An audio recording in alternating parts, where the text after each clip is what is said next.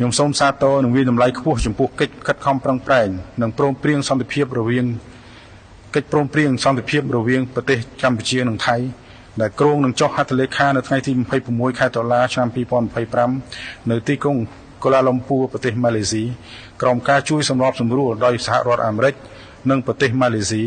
ក្នុងស្មារតីបង្កើតជំនឿទុកចិត្តនិងភាពជឿជាក់ទៅវិញទៅមកព្រមទាំងការបដិញ្ញាចិត្តក្នុងការធ្វើឲ្យប្រសើរឡើងនៃទំនាក់ទំនងនិងការវិលត្រឡប់ទៅរកប្រក្រតីភាពឡើងវិញនៃប្រទេសទាំងពីរសភាពការនេះក៏នឹងបង្កលក្ខណៈចំពោះការដោះលែងទាហានកម្ពុជាចំនួន18នាក់ក្រោមការចុះហត្ថលេខាលើកិច្ចព្រមព្រៀងសន្តិភាពទីក្រុងកូឡាលំពូនេះភាគីទាំងពីរបានព្រមព្រៀងគ្នា